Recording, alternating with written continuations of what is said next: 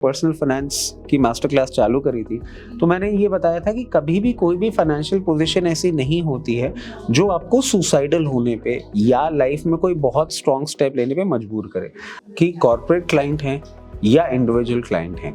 Ultimately bank के लिए तो दोनों ही बोरोवर्स हैं। With a new addition of a family member और a demise of a family member, उससे भी कई कबार आपका जो हाउस होल्ड का बजट होता है वो बिगड़ जाता है। जो एक नॉर्मल मिडिल क्लास या एक नॉर्मल आप मान लीजिए कि हमारे जितने भी प्रोफेशनल्स होते हैं उनको अपनी इज्जत और आन पे आने वाली बात नहीं है। अगर आपको प्रॉब्लम हो रही है, there is a way out, you can always approach the bank and get it restructured. आपको एक चीज ध्यान रखनी होगी, जो आप बोले हैं कि पेमेंट ट्रैक रिकॉर्ड, ये अगर आप डिफॉल्ट नहीं करते हैं तो आप एक कमांडिंग पोजीशन में हमेशा रहते हैं।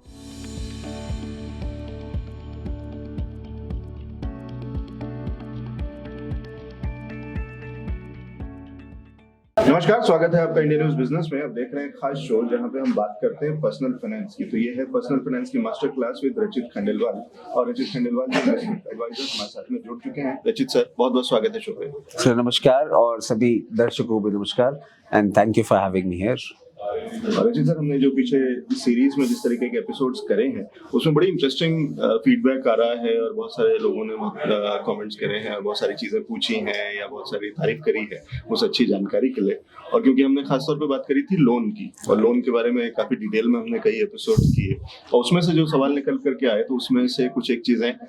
जो हमने डिस्कस करी थी कि इस पे और इसको एक्सटेंड करते हैं, क्योंकि ये थोड़ा सा एक परेशान करने वाला सब्जेक्ट है, क्योंकि हम बात कर रहे हैं कर्ज की और यहाँ लोन के। तो आज हम उसके किस एस्पेक्ट को कवर करने जा रहे हैं? सर आज हम एक ऐसे एस्पेक्ट को कवर करने जा रहे हैं जो कि बहुत हेल्पफुल हो सकता है बहुत सारे लोगों को।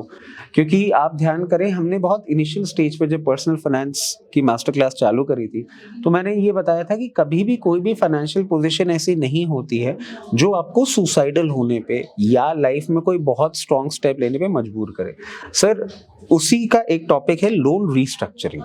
इसको हम कवर करेंगे। इस टॉपिक के माध्यम से हमारे जो व्यूअर्स हैं उनको बहुत सारी डिटेल पता लगेगी कैसे टफ सिचुएशंस में बाहर आया जाता है। हमने शुरुआत में बात करी थी कि किस तरीके से जाना चाहिए लोन में या नहीं जाना चाहिए, कौन सा लोन लेना चाहिए, किस तरीके से आइडेंटिफाई करना चाहिए, कितना लेना चाहिए, सारी चीजें हम चर्चा कर चुके हैं। जिन्होंने नहीं देखा है वो सीरीज में जाकर के पीछे देख सकते हैं। और अब हम बात कर रहे हैं कि आपने लोन ले लिया है और आप शायद चुका नहीं पा रहे हैं, उसको इजीली कंफर्टेबली नहीं चुका पा रहे हैं, कुछ एक ईएमआई, कुछ एक डिफॉल्ट्स, कुछ कहीं तो दिक्कत आ रही है, और अब आप कहीं परेशान हैं, बैंक आपसे परेशान है, आप बैंक की कॉल से परेशान हैं, और अब इसका सॉल्यूशन क्या है, अब इससे बाहर कैसे निकला जाए। तो यहाँ पे आता है रीस्ट्रक्चरिंग, यानी कि जो लोन बन गया था उसमें से कुछ आपने चुकाया है, कुछ अभी बहुत सारा बाकी है। आमतौर पे यही होता है कि बाकी बहुत सारा होता है और चुकाया हुआ बहुत थोड़ा सा होता है, और अब यहाँ पे जरूरत है उसको कुछ ठीक करने की, सुधारने की, उसको डुएबल करने की, क्योंकि अब इससे बाहर तो निकलना पड़ेगा, इस चक्रव्यूह से बाहर तो आना होगा, और उससे निकलने का तरीका क्या है। तो लेकिन हम यहाँ रिस्ट्रक्चरिंग से पहले शुरू करते हैं। नॉर्मली जो हमने देखा है वो कंपनीज के अंदर में होता है, कॉर्पोरेट के अंदर में, जहाँ पे उनका डेट रिस्ट्रक्चरिंग किया जाता है, और जहाँ पे कई बार सरकार का भी हाथ होता है, सरकार भी उसके अंदर में सपोर्ट करती है, या कुछ ऐसी सिचुएशंस आ जाती हैं, जैसे कोविड का दौर था तो उसमें भी था कि एक वेकेशन दिया गया था, एक टाइम दिया गया था कि इतने टाइम तक ईएमआई नहीं ड्यू होंगी या नहीं लिया जाएगा, या अगर कोई नहीं दे रहा है तो इट्स ओके, तो वो एक हॉलिडे होता है। या कई बार इंसेंटिव सरकार अनाउंस करती है तो वहां पे भी चीजें होती हैं कि हाँ ये वाला, या उस तरीके की कंपनीज को बचाने के लिए जहाँ पे इस तरीके की दिक्कत आ चुकी होती है और वो फंस चुकी होती है कोई अगर कंपनी क्राइसिस में, तो वहां पे रिस्ट्रक्चरिंग सरकार भी इंटरवीन कर देती है, क्योंकि बहुत लोगों का रोजगार उससे जुड़ा हुआ होता है और एक पूरी इंडस्ट्री जुड़ी हुई होती है और बहुत सारी चीजें होती हैं। तो वो भी क्या इंडिविजुअल लेवल पे भी रिस्ट्रक्चरिंग होती है और कॉर्पोरेट लेवल में रिस्ट्रक्चरिंग, दोनों में डिफरेंस क्या है और किस तरीके से देखते हैं? सर देखिए, आप ऐसे समझिए कि कॉर्पोरेट क्लाइंट हैं या इंडिविजुअल क्लाइंट हैं, अल्टीमेटली बैंक के लिए तो दोनों ही बोरोवर्स हैं। अगर आप उसको इस कंसेप्ट से समझें तो ये देखा जाता है कि जब आप लोन ले रहे हैं, when you are filing the papers, तब आपकी क्या फाइनेंशियल पोजीशन है और हिस्टोरिकली आपका रीपेमेंट वगैरह सब कैसा रहा है, उस पैरामीटर पे आपको लोन दिया जाता है एक स्टिपुलेटेड इंटरेस्ट रेट पे। मगर कई बार क्या होता है, जैसे कि अब कॉर्पोरेट्स की हम बात कर रहे हैं, वो प्रोजेक्शंस देते हैं वो अपने बिजनेस फॉरकास्ट देते हैं, अपने करंट सारी बैलेंस शीट्स और स्टेटमेंट देते हैं 3-4 साल के, वही इंडिविजुअल्स में भी होता है। तो आपका जो पास्ट है और आपका जो फ्यूचर है उसको इवैल्यूएट करते हुए बैंक आपको लोन देता है। दोनों में सिमिलर स्ट्रक्चर है। कॉर्पोरेट्स में कई बार क्या होता है, due to change in government policy या फिर मान लीजिए कंपटीशन या XYZ मेनी रीजंस, वो कॉर्पोरेट जो प्रोजेक्शन लेके चल रहे थे वो परफॉर्म नहीं कर पा रहे हैं और उस बिजनेस से उनको उतना रेवेन्यू नहीं हो रहा है, तो उनकी रीपेमेंट कैपेसिटी जो है, क्योंकि आजकल कैश बर्निंग भी हो जाती है, कई बार बहुत सारी चीजें होती हैं, तो वो फेल हो जाते हैं वहां पे। वैसे इंडिविजुअल्स में क्या होता है सर, इंडिविजुअल्स में आप 2 क्राइटेरिया लेके चल सकते हैं। एक होते हैं जो अपने सर्विस में होते हैं, एक होते हैं जिनका अपना प्रोफेशन चल रहा होता है या बिजनेस चल रहा होता है। दोनों ही कंडीशन में प्रॉब्लम कब आती है, जैसे मान लीजिए जो ऑन जॉब है उनकी जॉब चली गई, या मान लीजिए कि कुछ उनके कंडीशन थी जॉब में और उन्होंने स्विच किया और स्विच में उनको एक रिड्यूस सैलरी की जॉब मिली, जो कि एक प्रॉब्लमैटिक कंडीशन में ही होता है। प्रोफेशनल्स में देखें या स्मॉल स्केल बिजनेसेस में देखें, उनमें क्या हो रहा है कि उनका बिजनेस में कुछ डाउनफॉल आ गया या XYZ रीजन से उनका रेवेन्यू जनरेशन नहीं हो रहा है। तो अब आपने हिस्टोरिकली अपना फैक्ट तो प्रूव किया हुआ था, अब आपको प्रॉब्लम आ रही है। तो जब अब प्रॉब्लम आ रही है तो इसमें एक चीज क्या करनी होती है सर, देखिए हर आदमी को ना एक सेंस होता है कि अब मैं प्रॉब्लम में आने वाला हूं। आज कोई भी आदमी होगा जो एक सिस्टम का पार्ट है, उसको अपनी इनकम का एक क्लियर आइडिया होता है। तो रादर देन इसमें क्या कर सकते हैं कि rather than doing it after bank running after you, या वो रिकवरी कॉल्स आए या आपकी EMI फेल होती हुई हो, उसकी वजह जहां आपको एक सेंस ऑफ डिस्कंफर्ट लग रहा है, इट इज बेटर ऑफ कि आप पहले पर्सनली बैंक को अप्रोच करें और बताएं कि ये सिचुएशन है और ये मेरे पास प्रॉब्लम हो रही है। मतलब बेसिकली आपको थोड़ा सा टाइमली असेस कर लेना चाहिए। बहुत रेयर चांसेस है कि कोई एकदम से कोई चीज हो गई और उसका आपके पास कोई सॉल्यूशन भी नहीं है। जैसे कोविड का दौर था तो जो कोई भी नहीं इसको समझ सकता था या एस्टिमेट कर सकता था, बट मोस्टली आपको पता, अगर आप बिजनेस में हैं तो आपको पता है कि थोड़ा सा खराब होने लगा है, कोई साइकिल, कुछ इनवॉइसिंग, कुछ पेमेंट्स अटक रहे हैं या कोई ऐसी चीज है। अगर आप जॉब में हैं और जॉब चेंज हुआ है या वो वाली चीजें, या आप एक चीज जो कह रहे थे ये तो एक्सट्रीम है, मैं वैसे भी कह रहा हूँ कि कई बार हमने, और अगर आपने ये सीरीज नहीं देखी है और आपको नहीं पता है कि आपको कितना लोन लेना चाहिए, तो भी शायद हो सकता है, क्योंकि जब शुरू तो हो गया तब तो ठीक है, लेकिन थोड़े टाइम बाद जब एग्जीक्यूशन में आ गया तब आपको पता चला कि ये जो आपने EMI सोची थी कि मेरी सैलरी में से इतनी तो मैं आराम से EMI दे सकता हूँ, अब पता चलता है कि नहीं, कई सारे खर्चे आपने अकाउंट में नहीं लिए थे। अब आप फंस रहे हैं कि आप मकान का किराया, आपके खाना खर्चा, आपकी बाकी चीजें जो भी आपके कॉस्ट ऑफ लिविंग है वो, और EMI और ये सारी चीजें जोड़ करके ये शायद आपकी इनकम से ज्यादा जाता है, और अब आप कहीं परेशान नहीं है। कोई भी उसके अंदर वो वाले खर्चे भी आ सकते हैं, साल का है, टैक्स आ सकता है, कोई ऐसी वाली चीजें, कोई ऐसा एक्स्ट्रा खर्चा पड़ गया जो आपने सोचा नहीं था, क्योंकि वही है कि अगर आपने पर्सनल फाइनेंस पूरा ठीक से मैनेज नहीं किया है तो वहाँ पे अब चलिए, ये तो आ गई सिचुएशन की इन वजह से यहाँ पे हम फंस जाते हैं। यहाँ पे रीस्ट्रक्चरिंग की जरूरत होती है। इस रीस्ट्रक्चरिंग में हो क्या सकता है और कितना डिपेंडेंट है हम उस पे जिससे हमने बैंक से या जिससे भी हमने लोन लिया है, कितना ज्यादा डिपेंडेंट है, क्योंकि हम तो चाहेंगे कि इसकी रीस्ट्रक्चरिंग हो, बैंक चाहेगा, नहीं चाहेगा, और क्यों चाहेगा, और कैसे, क्या सुविधाएं देता है। देखिए इसमें क्या होता है, एक और चीज मैं आपकी ऐड करना चाहूंगा कि एक आपने बहुत उम्दा पॉइंट लिया कि हम मिसकैलकुलेशन, जो कि हम हमेशा पढ़ाते आए हैं पर्सनल फाइनेंस में, कि आपको एग्जैक्ट अपने खर्चे, इनकम सब पता होना चाहिए। सर कई बार एक और चीज क्या होती है, आपके जॉब्स और बिजनेस प्रोफेशन के अलावा भी ना, with a new addition of a family member और a demise of a family member, उससे भी कई बार आपका जो हाउस होल्ड का बजट होता है वो बिगड़ जाता है। उस केस में फिर आपको देखना होता है कि मान लीजिए वो डिमाइस जो था वो कोई अर्निंग मेंबर का था, आपका हाउस होल्ड बजट बिगड़ गया या एडिशन हुआ, तो उधर आपको सारा पैसा खर्चा करना पड़ता है। अब इसमें हम ये देख लेते हैं कि सर बैंक आपके लिए क्या कर सकता है। तो बैंक आपको फर्स्ट ऑप्शन ये दे सकता है कि आपकी जितनी भी EMI है उसको रिड्यूस कर दिया जाए। मान लीजिए कि आज आपकी एक EMI चल रही है जो आपको प्रॉब्लम दे रही है, वो 50,000 रुपीज की है और उसका टेन्योर है 10 साल का। आप बैंक को अप्रोच करते हैं और बैंक या NBFC, फ्रैंकली मैं आपको बताऊं, वो खुद आपको आगे आके मदद करने को तैयार इसलिए भी हो जाएंगे क्योंकि उनको आपका अकाउंट NPA नहीं चाहिए। आज जितनी परेशानी हमें होती है उतनी ही बैंक्स को होती है कि रिकवरी पार्टी अरेंज करनी है और सारी चीजें करनी होती है, बैंक्स भी इस हैसल में नहीं जाना चाहता, तो बैंक आपका उस टाइम साझेदार हो जाता है। बैंक आपको ये ऑप्शन दे सकता है कि हम टाइम ड्यूरेशन इंक्रीज कर देते हैं और ईएमआई जो है वो आपकी रिड्यूस कर देते हैं। मान लीजिए आपका 10 साल का आपने लोन लिया था और नहीं रीपे कर पा रहे, तो बैंक आपसे पूछेगा कि ठीक है साहब, आप ये बता दीजिए कितनी ईएमआई पे आप कंफर्टेबल हैं, क्या इसको 40,000 कर ले, 30,000 कर ले, 25,000 कर ले, और उसी कैलकुलेशन के अकॉर्डिंग आपका टाइम ड्यूरेशन इंक्रीज हो जाता है। मगर इसमें आप एक चीज हमेशा ध्यान रखिएगा कि ये जो पर्टिकुलर चीज है, अगर आप ये एक्शन ले रहे हैं तो इसमें आपके लिए एक छोटी सी हिडन परेशानी जरूर रहती है कि विद जो आपको पहले भी हमने पढ़ाया था कि ड्यूरेशन जैसे ही बढ़ता है आपका जो इंटरेस्ट पेमेंट है वो भी इंक्रीज होने लग जाता है। तो ये बात तो फैक्ट है कि सुनने में बड़ा अच्छा लग रहा है कि 50,000 की ईएमआई थी, 25,000 की हो गई, मैं तो 25,000 दे रहा हूँ, 50,000 के हिसाब से लोन लिया था। But then at the end of the day when you calculate और जितनी आपकी ईएमआई जाएंगी और टेन्योर जो बढ़ेगा, फिर आपका इंटरेस्ट पेमेंट का बर्डन आपके ऊपर आएगा ही आएगा। तो उस चीज को आपको ध्यान रखना होगा। इसके अलावा दूसरी चीज आप और कर सकते हैं, जब आप थोड़ी सी कमांडिंग सिचुएशन में है, जैसे मान लीजिए 50,000 आपके लिए एक डिस्कम्फर्ट दे रहा है और बैंक को आप ये बोलते हैं कि साहब ये 50,000 नहीं हो सकता, ये मैं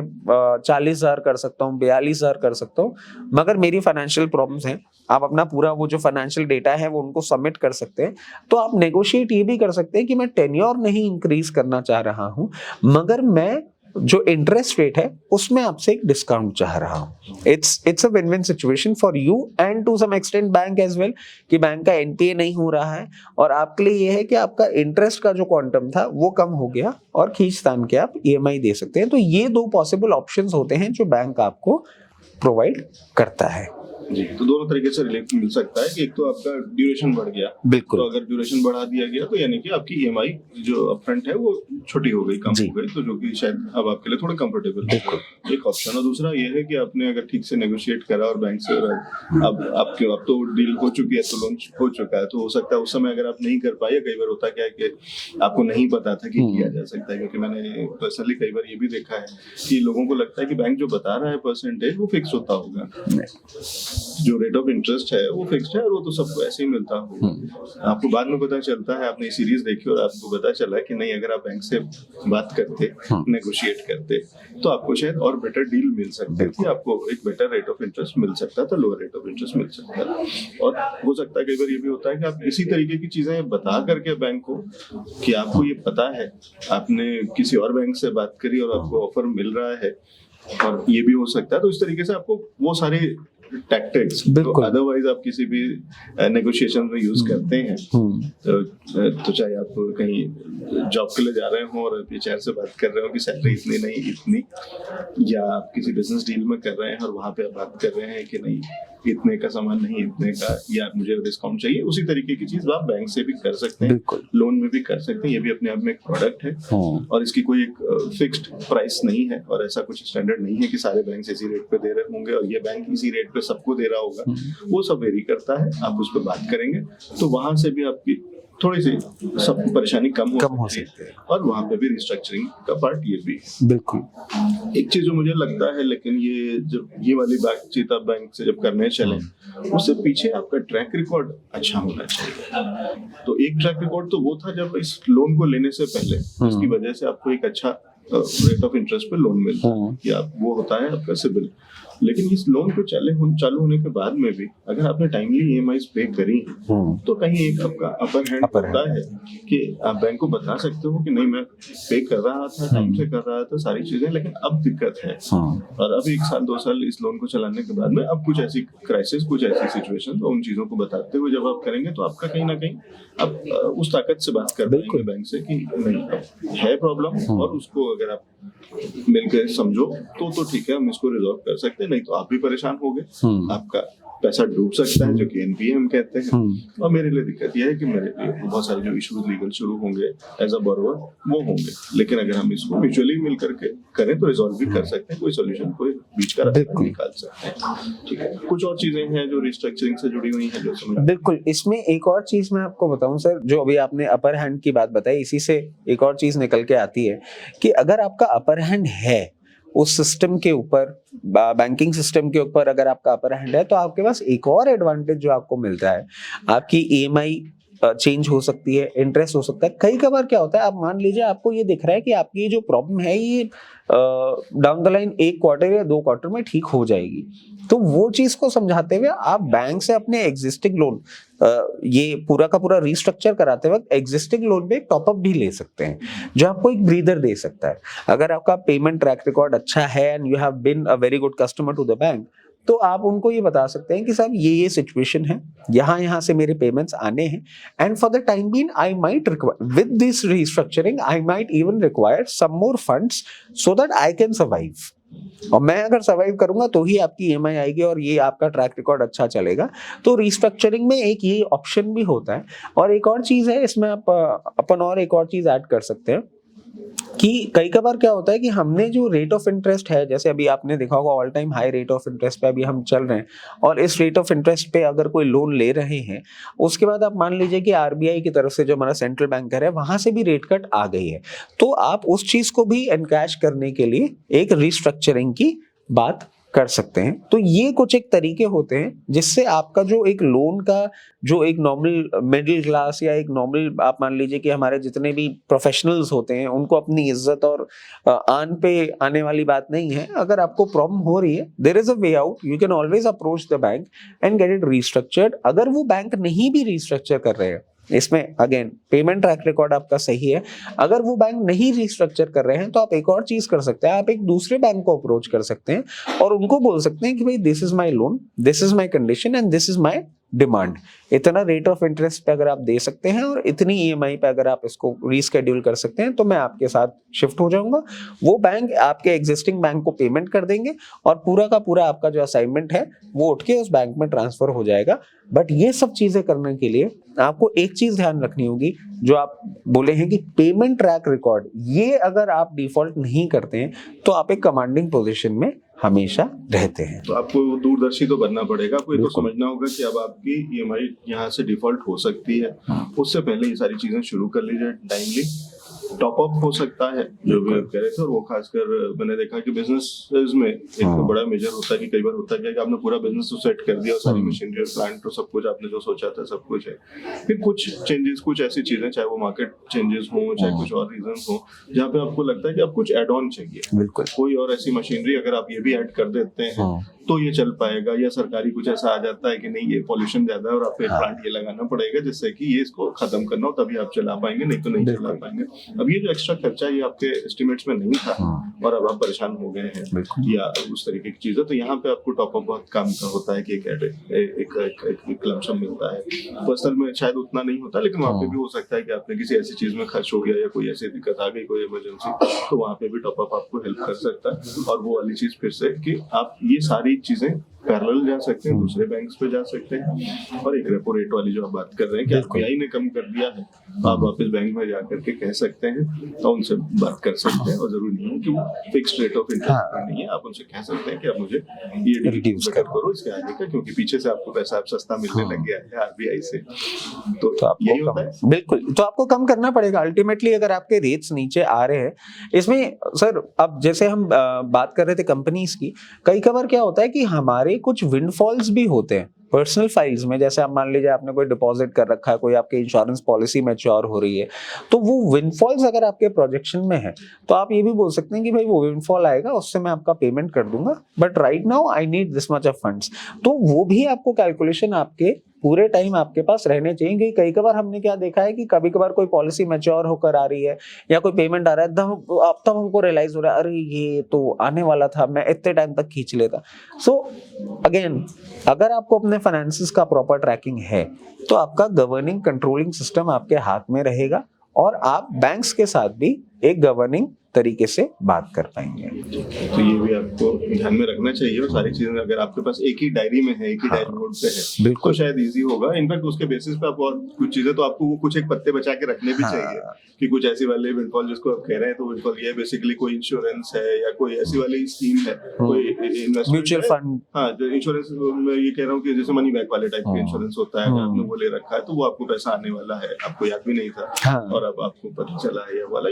याद है तो भी आप आपको बचा के रखना चाहिए वो इस तरीके की चीजों में बिल्कुल। वो ये सारी चीजें मदद करते हैं। कोई सा म्यूचुअल फंड है जो मैच्योर है, हो रहा है, कोई बॉन्ड है, कोई भी चीज है, कोई एफडी है जिसका हुआ था। तो ये इंटरेस्टिंग चीजें हैं और ये सारी चीजें करके आप रीस्ट्रक्चरिंग बिल्कुल जो कि आपको फिर वापस इस मुसीबत से, इस बाहर लोन निकाल के चक्रव्यूह से बाहर निकाल सकता है। तो ये इंटरेस्टिंग चीजें और जानकारी लेते रहेंगे रचित सर से। Thank you so much Thank you, sir. जुड़ने के लिए और ये बढ़िया जानकारी शेयर करने के लिए। Right sir, thank you.